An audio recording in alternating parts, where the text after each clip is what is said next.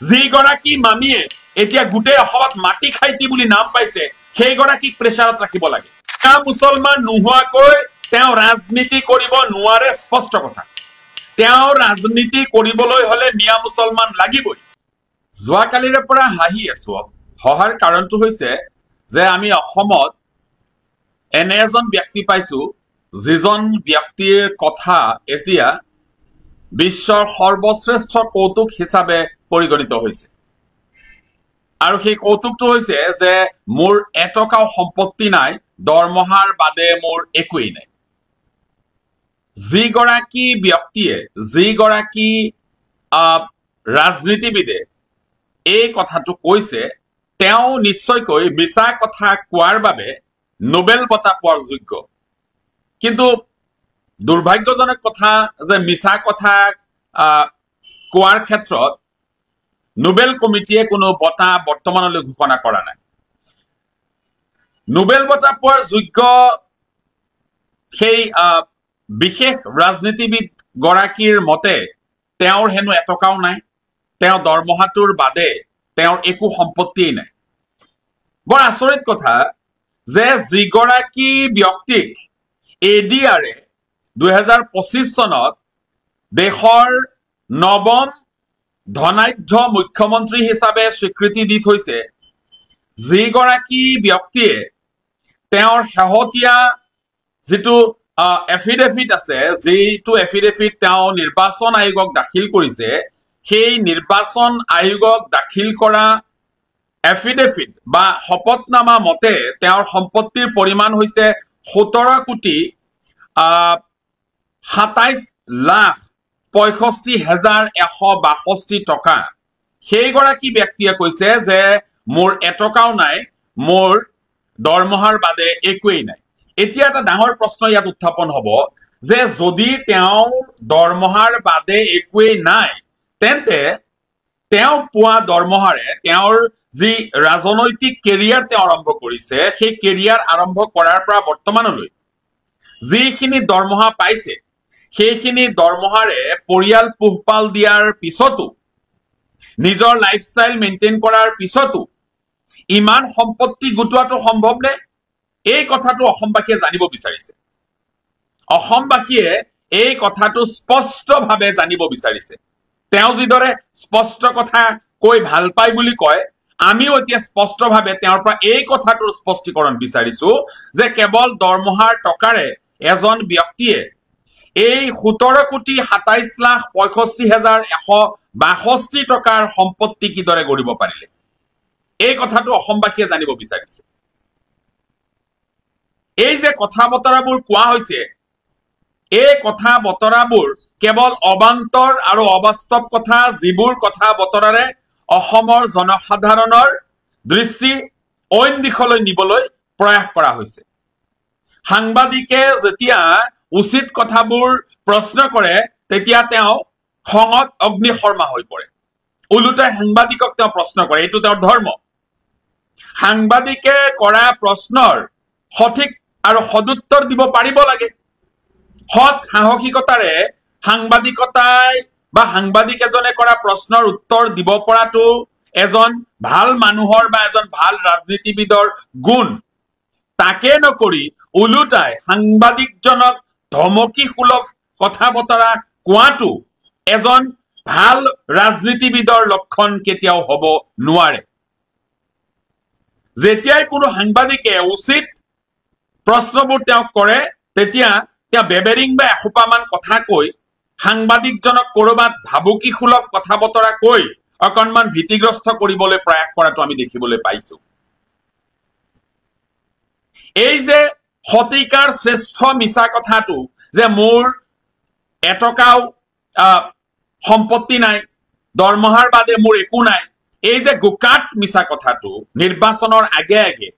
এই যে গোকাট মিছা কথাটো কৈ শতিকাৰ সৰ্বশ্ৰেষ্ঠ মিছা কথা শতিকাৰ সৰ্বশ্ৰেষ্ঠ কৌতুক হিচাপে যিটো কথা তেওঁ স্থাপন কৰিলে এই কথা বতৰাৰে তেওঁ কি সুস্থ ৰাজনীতি কৰিব বিচাৰিছে এতিয়া যেতিয়া জুবিন গাৰ্গৰ ন্যায় প্ৰাপ্তিৰ কথাটো লৈ বিৰোধী সৰব হৈছে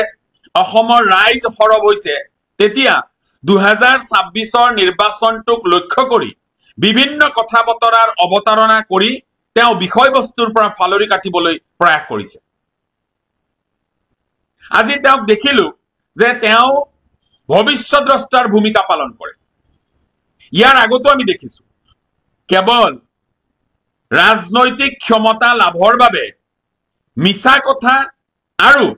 এই ভৱিষ্যৎবাণী কৰা লেখীয়া কথা কিছুমান কৈ অসমৰ ৰাইজক বিভ্ৰান্ত কৰাটো তেওঁৰ এটা কৌশল আৰু এই কৌশল তেওঁ আগতেও অৱলম্বন কৰিছিল যে আজমল মুখ্যমন্ত্ৰী হ'ব এই ভৱিষ্যৎবাণী কৰি তেওঁ ক্ষমতাত আহিবলৈ প্ৰয়াস কৰিছিল আৰু এতিয়া 2026 চনত কোনো ৰাজনৈতিক ইস্যু নথকাৰ বাবে এতিয়া তেওঁ এই সব বেবেৰিং বা কথা বতৰা কৈ তেওঁ ৰাজনৈতিক ক্ষমতাটো দীৰ্ঘস্থায়ী কৰিব বিচাৰিছে আমাক আৰু ইমান সময়ৰ প্ৰয়োজন হ'ব আমাক আৰু 10 বছৰৰ প্ৰয়োজন হ'ব গোটেই মহিলাবিলাকক আমি লাখপতি কৰৰপতি বনাই দিম সেটোৰ কাৰণে আমাক আৰু 10 বছৰৰ প্ৰয়োজন হ'ব তাৰ অৰ্থটো আউপকীয়াকৈ এইটো যে এই লাখপতি হোৱাৰ যেটো প্ৰলোভন এই প্ৰলোভনত পৰি মহিলাসকলে তেওঁলোকক আকৌ ভোট দিব লাগে এতিয়া নতুন এটা তেওঁৰ সৃষ্টি হেতু হৈছে যে অসমত মিয়া মুছলমানৰ সংখ্যা 38% হ'ব এটো তেওঁৰ এসেসমেন্ট তেওঁৰ এটো কল্পনাপ্ৰসূত চিন্তাধাৰাৰ ফসল যে অসমত মিয়া মুছলমানৰ সংখ্যা 38% হ'ব গতিকে জাগো এটো তেওঁ কবলৈ বিচাৰিছে এই যে কথা বতৰাবিলাক কি হ'ব কি হল হেতেন এই ধৰণৰ কথা বতৰাবিলাক কৈ বাস্তৱ কথা বতৰাবিলাকক তেওঁ গাপ দিবলৈ প্ৰয়াস কৰে এবাৰ তেওঁ কলে যে আজমল মুখ্যমন্ত্ৰী হ'ব সেই কথা কৈ 10 বছৰৰ শাসন তেওঁ বিজেপি দলৰ হৈ চলালে এতিয়া আকৌ কৈছে যে অসমত অহা লোকপিয়লত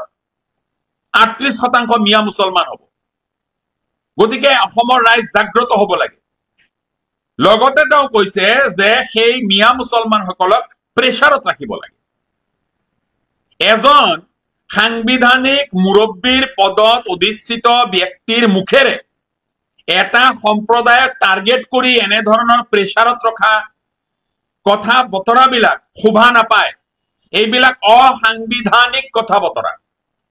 আৰু এনে কথা বতৰা কৈ যে নিজ আৰু নিকৃষ্ট ৰাজনীতি কৰিব বিচাৰিছে সেই মানুহজনে সেইজন কেতিয়াও এজন ৰাজনীতিবিদ হ'ব নোৱাৰে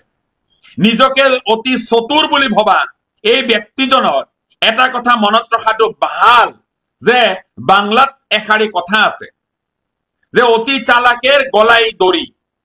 অতি চালাকৰ ডিঙিত ৰছী এইটোৱে হ'বলৈ গৈ আছে আজি যদি ৰাজনীতি কৰিবলৈ মন আছে যদি হত সাহস আছে তেতিয়া হলে অসমত কিমানজন নিবনুৱা সংস্থাপন কৰা হল সেই কথা বতৰাবিলাক লৈ ৰাজনীতি কৰক এডিআৰইৰ পৰীক্ষাৰ ফলাফল ঘোষণা হৈছে তাত মুঠ 7650 গৰাকী মানে পদ 50টা পদ থকা সেই পৰীক্ষাটোত মুঠ আবেদনকাৰীৰ সংখ্যা আছিল 23,85,421 গৰাকী এবাৰ অসমবাসীয়ে চিন্তা কৰক যে অসমত নিবনুৱা সমস্যা কিদৰে বাঢ়িছে অসমত নিবনুৱা কিদৰে বাঢ়িছে এই ভয়াবহ তথ্যটোৱে উদঙাই দিছে যে 7650 গৰাকী পদ থকা 7650টা পদৰ বিপৰীতে অসমত আবেদন কৰা নিবনুৱাৰ সংখ্যা হৈছে 23,85,421 গৰাকী আজি কাক প্ৰেছাৰত ৰখাৰ কথা কোৱা হৈছে তেওঁ কি কৈছে যে এই মিয়া মুছলমান সকলক প্ৰেছাৰত ৰাখিব লাগে মিয়া মুছলমান সকল অবৈধ নহয় বাৰে বাৰে যেটো প্ৰচাৰ তেওঁ চলাব বিচাৰিছে এই ভুৱা প্ৰচাৰটো তেওঁ বন্ধ কৰিবৰ হৈছে এই ভুৱা প্ৰচাৰটো ভুৱা আস্ফালনটো তেওঁ বন্ধ কৰিবৰ হৈছে কিমানজন বিদেশী খেদিলে তাৰ শ্বেতপত্ৰ প্ৰকাশ কৰকচোন ইমান হত সাহস আছে যে বিগত তেওঁৰ 5 বছৰীয়া শাসনকালত কিমানজন বিদেশী তেওঁ খেদিলে তথ্য প্ৰমাণ সহকাৰে সেয়া তেওঁ ৰাজহুৱা কৰক। মিয়া মুছলমান নোহোৱাকৈ তেওঁ ৰাজনীতি কৰিব নোৱাৰে। মিয়া মুছলমান নোহোৱাকৈ তেওঁ ৰাজনীতি কৰিব নোৱাৰে, স্পষ্ট কথা। তেওঁ ৰাজনীতি কৰিবলৈ হলে মিয়া মুছলমান লাগিবই। আজি তেওঁৰ যুক্তি তৰ্কৰ খাতিৰতে কৈছো যে অসমত যদি এজনো মিয়া মুছলমান নাথাকে তেতিয়াহ'লে তেওঁ কোনোদিন বিধায়ক হ'ব নোৱাৰিব।